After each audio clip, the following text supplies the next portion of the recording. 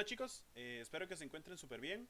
Este video pues, es para realizar la situación número 5 que se encuentra en la GTA número 6, en donde debemos analizar ciertas gráficas parabólicas o cuadráticas y determinar cierta información. Entonces, bueno, comencemos. Primero voy a quitar esto de acá y bueno, comencemos.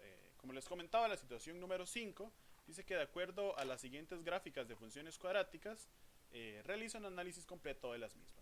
Entonces por acá pues pueden observar la representación gráfica de una ecuación cuadrática o de una función cuadrática, en donde pues debemos determinar la concavidad, el discriminante, la intersección con los ejes, el eje de simetría, el punto vértice, el ámbito y los intervalos donde ella es creciente y decreciente. Entonces, bien, primero analicemos su concavidad. Recordemos que la concavidad existen nada más dos tipos, concavidad hacia arriba y concavidad hacia abajo. No es muy difícil notar que en este primer ejercicio la forma pues que tiene la parábola es esta, ¿cierto? Y bueno, ¿qué significa cuando una parábola tiene esta forma? Bueno, básicamente pues significa que su concavidad es hacia arriba. La podemos denotar de esta forma o simplemente pues podríamos escribir que es cóncava hacia arriba. Muy bien. Como paso número 2, pues dice que determinemos el discriminante. Sin embargo, como ustedes recuerdan, el discriminante es una fórmula la cual estaba dada por un triangulito llamado delta, en donde pues necesitamos de los valores de A, de B y de C para determinar dicho valor. Sin embargo, observen que en el ejercicio en ningún momento pues se nos presenta el criterio de la función, es decir, yo no sé quién es A, ni tampoco sé quién es B, ni C. Sin embargo, analicemos un poco el concepto de discriminante. Recuerden que el discriminante pues me podía dar valores positivos, negativos o me podía dar un valor cero. Si el discriminante era mayor que cero, significa que tenía dos intersecciones o la parábola tiene dos intersecciones sobre el eje X. Si es negativa, pues no tiene intersecciones, y si es igual a cero, por lo tanto tendría una sola intersección. Entonces analicemos las intersecciones que tiene esta parábola con respecto al eje X. De esta manera, entonces nos vamos a localizar en el eje X. Observen que es este de acá.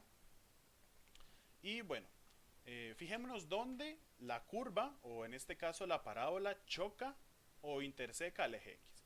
En este caso, pues es sencillo notar que pues acá hay un corte, hay una intersección, y por acá se encuentra la otra. Muy bien. Una vez pues nosotros analizamos eso, sabemos que lo interseca en dos ocasiones. Por lo tanto, ¿qué significa eso? Bueno, significa que el discriminante, vamos a anotarlo aquí con el triangulito que estamos acostumbrados, es mayor que cero. Y bueno, habíamos dicho que cuando el discriminante es mayor que cero, significa que existen dos intersecciones. Muy bien. Pasemos al siguiente punto, específicamente, como hablamos antes del discriminante, pues ahora vamos a denotar las intersecciones tanto con el eje X como con el eje Y. Entonces, primero vamos con el eje X. Antes habíamos hecho ese análisis sobre ese eje, el eje X, y habíamos notado que lo choca en dos ocasiones con respecto a la curva. Entonces, bueno, vamos a denotar acá tal vez un poquito mejor para que se vea bien, que lo choca tanto acá como acá. Y bueno, recuerden que las intersecciones al fin y al cabo son pares ordenados o puntos de la forma X, Y. Entonces, si analizamos este primer corte, el corte que está a la izquierda, pues podríamos observar que el valor de la X es menos 3 y el valor de la Y siempre es 0. En este caso, siempre es 0 porque estamos analizando las intersecciones con el eje X. Entonces, en este caso, pues podríamos colocar que el par ordenado que me interseca, o la intersección, perdón, donde se genera con respecto a la curva y el eje X, pues está dado por el punto menos 3,0. Y en la intersección de la derecha, el valor de la X es 1, pueden ver por acá, por lo tanto el punto estaría dado por 1,0. Recordando que siempre cuando se analizan las intersecciones con el eje X, el valor de la Y siempre es 0. Por lo tanto, bueno, lo denotamos acá. El primer corte se hacía en el menos 3,0, mientras que el segundo se hace en el 1,0. Bien, Pasemos ahora entonces a analizar lo que vendría siendo la intersección con el eje Y. La intersección con el eje Y algebraicamente pues se puede obtener muy sencillo con el valor de la C, de la constante C que nos aparece dentro del criterio.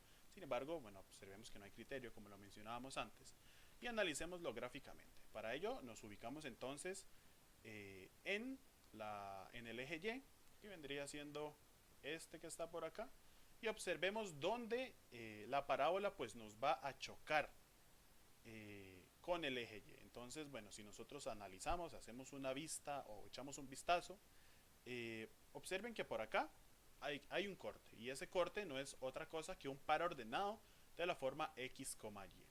Entonces, bueno, el valor de la x, en este caso, ¿quién sería? Bueno, 0. Y el valor de la y estaría dado por menos 3. Recordando que cuando analizamos la intersección con el eje Y, siempre este primer valor sería 0. Muy bien. Pasemos rápidamente entonces al eje de simetría, recordando que el eje de simetría es la recta pues que me parte a la función en dos partes iguales. Siempre está en el centro, entonces podríamos denotarla de esta forma. Observen que esa recta que dibujé de color rojo pues vendría siendo el eje de simetría y que además tiene relación con el vértice, que lo vamos a determinar más adelante. Entonces vemos o observamos dónde se encuentra o por dónde pasa la recta de simetría con respecto a la gráfica, y observen que el valor de la x es menos 1. Por lo tanto, perdón, no apunté por acá el eje, la intersección con el eje y, que sería 0, menos 3. Y el eje de simetría, como estábamos diciendo entonces, pasaría o sería la recta, recuerden que ahora es una recta, ya no es un punto, x igual menos 1. Muy bien, analicemos ahora entonces el otro caso, que sería el vértice, como les comentaba anteriormente. Debido a que la función es cóncava hacia arriba, entonces el vértice de la función siempre se va a encontrar en su parte más baja. Es decir, este punto que está por acá, pues estaría representando el vértice. También al 0 punto es de la forma x, y, por lo tanto, pues obtenemos sus coordenadas. En este caso, el valor, vamos a apuntarlo por acá, el valor de la x estaría dado por menos 1 y el valor de la y estaría dado por menos 4. Entonces sería el punto 1, menos 4. Menos 1, menos 4, perdón. Vamos entonces ahora con el ámbito, recordando que el ámbito es cuando usted da un vistazo vertical, es decir, de arriba hacia abajo por toda la función. Entonces, si nosotros empezamos del punto más bajo, observando la gráfica, sabemos que el punto más bajo, como lo habíamos dicho antes, es el vértice. Y si echamos un vistazo de forma vertical, pues nos vamos a dar cuenta que la función sube infinitamente. Es decir, que el ámbito estaría dado por el valor de la y hasta el infinito. Por lo tanto, el ámbito, como es un intervalo, estaría dado por menos 4 y subiría infinitamente. Determinemos dónde la función es creciente. Recordemos que ella es creciente si tiene esta forma, y observemos que esa forma específicamente se puede encontrar en esta partecita de acá y se extiende hasta el infinito.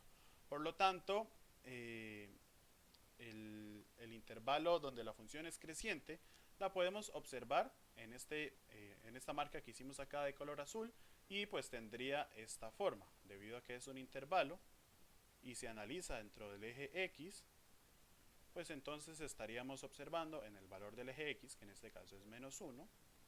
¿Y hasta dónde continúa? Bueno, continúa entonces hasta el infinito, es decir, ella crece de menos 1 a más infinito.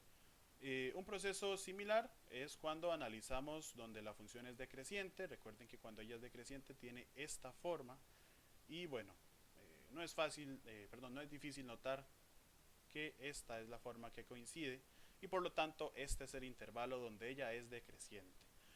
Observen que ella viene decreciendo desde este punto infinitamente, recuerden, y empieza a bajar y a bajar y a bajar hasta llegar al vértice. Por lo tanto,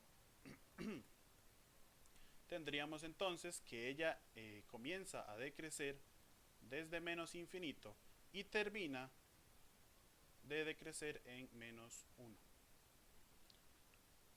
Y bueno, esta sería la solución a la primera, o a la situación número 5, a la primera representación gráfica que tenemos por acá. Más adelante vamos a resolver la siguiente situación.